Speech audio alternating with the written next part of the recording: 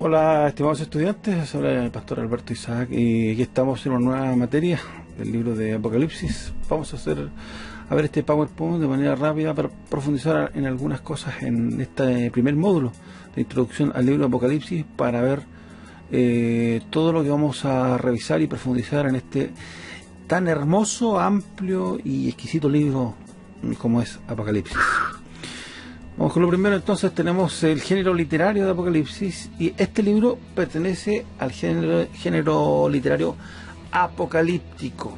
El género literario apocalíptico tiene las siguientes características. El mensaje se comunica a través de símbolos y visiones. Vamos a ver aquí muchos símbolos, muchas visiones, muchas imágenes, muchos tipos, antitipos, que vamos a ir resolviendo a medida que vayamos avanzando en la materia.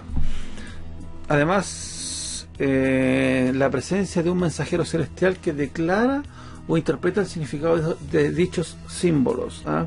Generalmente se aplica y se aclara en el mismo libro las cosas que van ocurriendo, y en otras vamos a saltar a pasajes paralelos para ir interpretando este libro. Este libro es denominado un libro de los más oscuros. Hay muchas personas que no se atreven o no quieren ingresar a este libro porque es de muy difícil interpretación. En realidad es un poco complicado, pero hay que meter y sumergirse en el libro para poder entender con más claridad lo que trata. Otra característica, la tercera, es la fuerza del mensaje es eminentemente profética y aún más escatológica. Tiene que ver, cuando hablamos de escatología hablamos de los últimos tiempos. Esta literatura se escribió primordialmente en un entorno exílico, ¿ya? Claro, Juan lo escribió ahí donde estaba, ahí llevado cautivo en la isla de Patmos. Y en este sentido el Apocalipsis pertenece al mismo género literario de los libros de Daniel, Ezequiel y Zacarías. El más, llamemos, apegado es el libro de Daniel. Tiene muchos paralelos ahí uno con otro. Igual es bueno estudiar el libro de Daniel, ya lo vimos acá por este medio, pero vamos a seguir dándolo en algunas oportunidades. Otros personajes, además de Justino Mártir, un padre de la Iglesia Apostólica, coinciden que fue Juan el autor del libro y el libro de Apocalipsis. Nosotros ya lo sabemos, lo tenemos ya certificado. Son Ireneo, Clemente de Alejandría, Orígenes de Alejandría y muchos más certifican también que ellos fueron contemporáneos. Ellos vivieron ahí, estuvieron ahí en sus tiempos también. Por eso se le llama a estos padres apostólicos, siempre se citan a esto. Por lo mismo, la fecha más probable es el año 95 y 96 después de Cristo. El autor del libro de la Escritura se lo atribuye a Juan el apóstol, como ya lo mencionamos, fue Justino Mártir, del año 165, quien por primera vez menciona Apocalipsis y lo atribuye a Juan el apóstol. Juan, hijo de Zebedeo, era un líder reconocido de la Iglesia de Asia, y la historia eclesiástica no sabe ningún otro con autoridad apostólica reconocida y capaz de escribir un libro como Apocalipsis, sino solo Juan.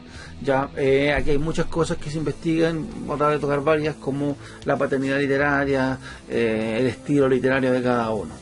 Así que en este caso el autor es Juan.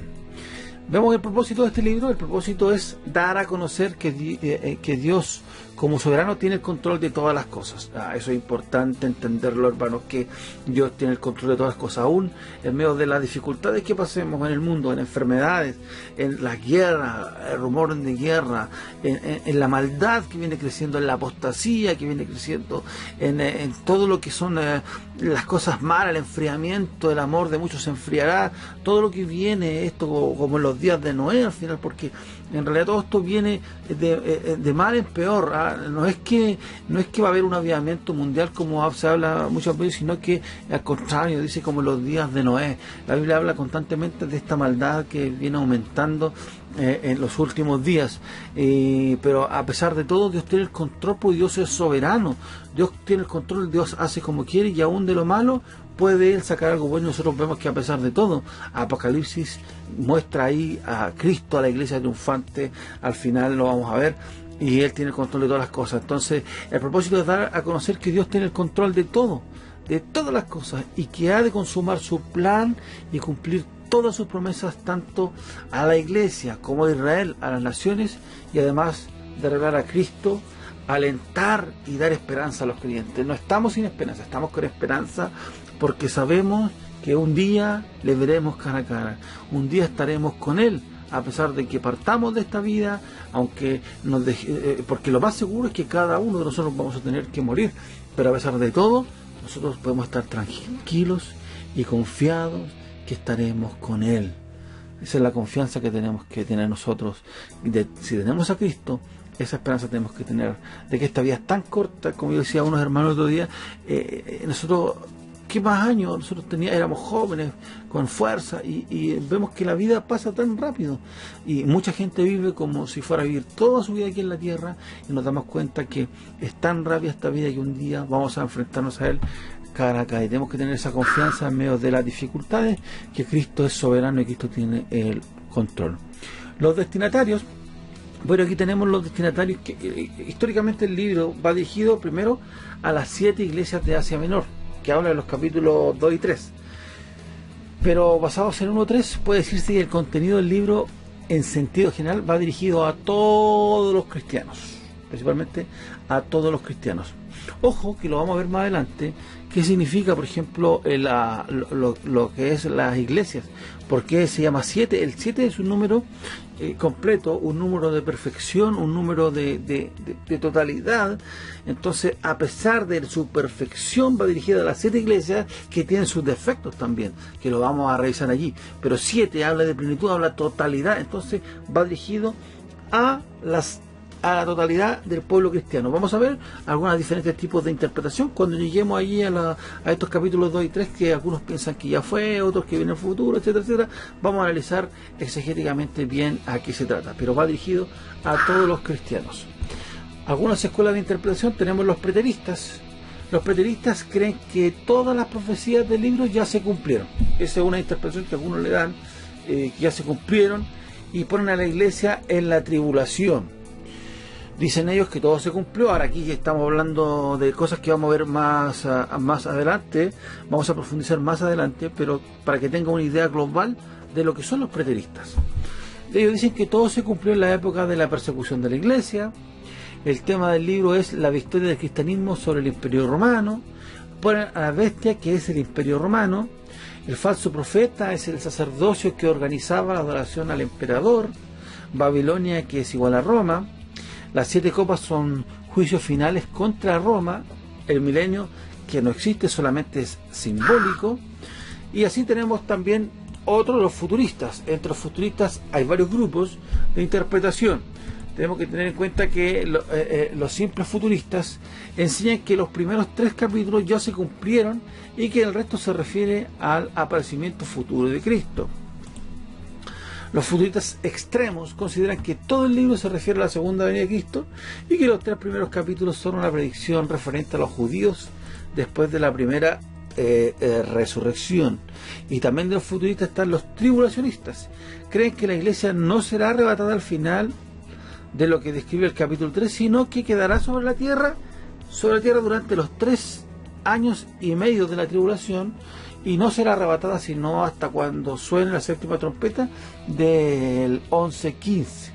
Otros tribulacionistas creen que la iglesia pasará por la tribulación, toda la tribulación, y se unen al arrebatamiento con la segunda venida de Cristo. Existen muchas líneas, muchos tipos de interpretación, y honestamente uno debe estudiarlos todos, de estudiar cada una de sus posturas e ir desarrollando una sólida base para tener una posición teológica correcta y no dejarlo llevar por ninguna de las corrientes que no tengan el peso teológico suficiente. Por eso una manera honesta de estudiar la Biblia, la teología, es ver cada una de las distintas posturas. Los que dicen que la salvación no se pierde, los que dicen que la salvación sí se pierde. Entonces uno debe siempre ir estudiando el total para poder tener una mayor interpretación. También tenemos acá los historicistas. Los historicistas interpretan el Apocalipsis como un estudio progresivo de la existencia de la iglesia desde su inicio hasta su consumación.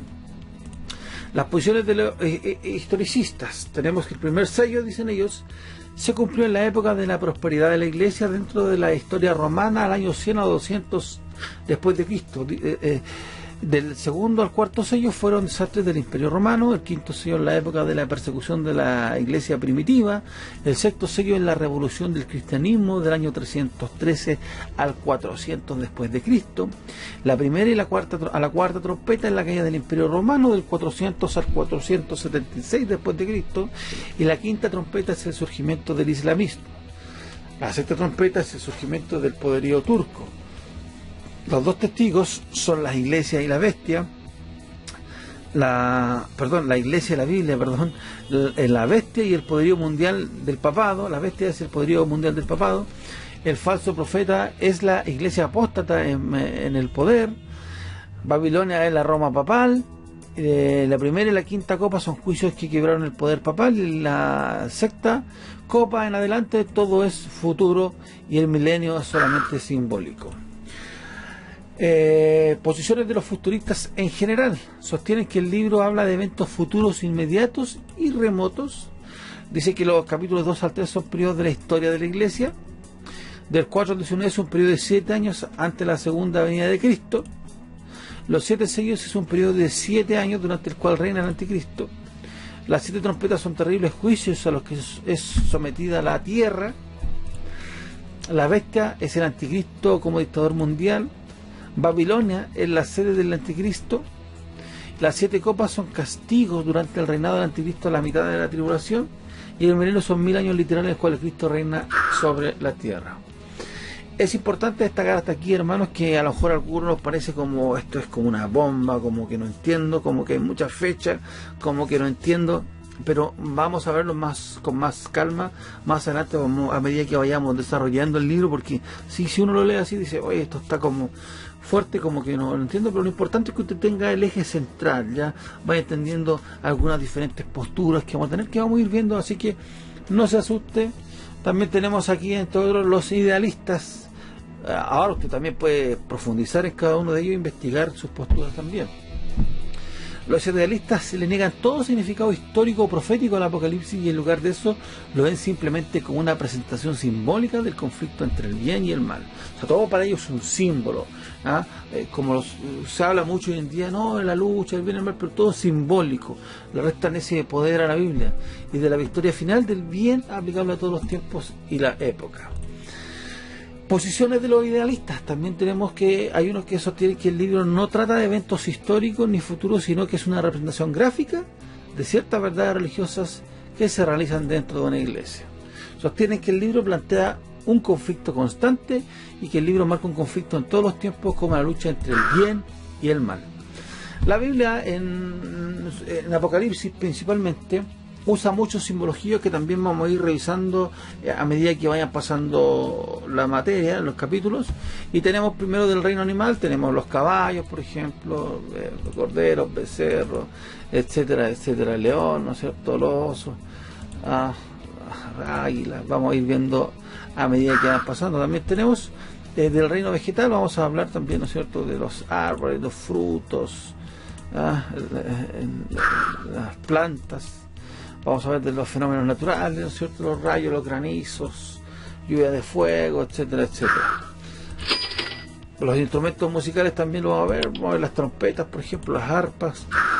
Vamos a estar viendo objetos también como el candelero, el candelabro, el arca, el tabernáculo. Contexto, vamos a ver entre esas figuras que vamos a ir interpretando poco a poco, entre otras. Dentro del contexto histórico del Apocalipsis, Patmos, bueno, ahí estaba, ¿no es cierto?, donde Juan escribió.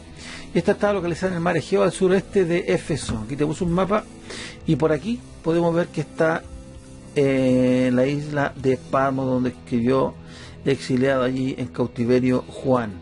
Y aquí tenemos las iglesias. En el 1 tenemos Éfeso, que se encontraba a esta altura. 2 tenemos Esmirna, 3 Pérgamo, Tiatira, Sardis, Filadelfia y la Odisea. Divisiones. Las cosas, el libro se divide en algunas partes para recordarlas de mejor manera, como las que son, las cosas que son. y este es un bosquejo del periodo de la iglesia desde la muerte de los apóstoles hasta que venga Cristo, de los capítulos del 1 al 3. Y las cosas que serán después, un bosquejo de los eventos futuros desde el arrebatamiento de los santos hasta el estado eterno del capítulo 4 al 22. Estos son los juicios que se describen en el libro de Apocalipsis bajo las siguientes figuras. Tenemos los 7 sellos, las 7 trompetas y las 7 copas. Recordemos que el 7 es perfección y totalidad, vamos a irlo viendo poco a poco. Así que el libro entero puede recordarse fácilmente por medio del siguiente bosquejo. Tenemos este bosquejo, las cosas que son, las cosas que serán después y la tribulación, que va a poner del 4 al 9. Ya, los 7 sellos, las 7 trompetas, las 7 copas, el reino de Cristo y el estado eterno. Y para recordar mejor nos vamos a ver este gráfico, que aquí tenemos los sellos primero. Aquí tenemos los 7 sellos, 1, 2, 3, 4, 5, 6, y en el séptimo sello caen las 7 trompetas. Ese es el orden, caen las 7 trompetas. 1, 2, 3, 4, 5, 6, en la séptima trompeta caen las 7 copas. Ese es el orden más o menos de los juicios, para que usted vaya teniéndolos claros, y a medida que nos vamos pasando la clase vamos a ir revisándolos cada uno de ellos. También tenemos varios paréntesis en el libro de Apocalipsis que vamos a ir revisando: los 144.000 siervos judíos sellados, los creyentes gentiles de este periodo, el ángel fuerte con el librito, los 2 testigos, Israel el dragón, las 2 bestias, los 144.000 con Cristo sobre el monte de Sión, el ángel en el evangelio eterno, el anuncio preliminar de la caída de Babilonia, la advertencia de los adoradores a la bestia, la cosecha y la vendimia y la destrucción de Babilonia. Bien, amigos, eso, amigos, hermanos en Cristo Jesús, estudiantes, pastores, maestros, sé que ha sido como a lo mejor muy intenso, pero no se asuste, vamos a ir paso a paso revisando y profundizando también en lo que más se pueda, en las partes principales, porque si no estaríamos hablando 2 años completos de Apocalipsis, pero en las partes principales, y usted haga sus consultas también en los foros para poder ir respondiendo, y también reciban todos también respuestas a sus dudas y pueda servirle a cada uno de ustedes. Bien, les habla el pastor Alberto Isaac. Nos vemos entonces en el próximo módulo. Bendiciones.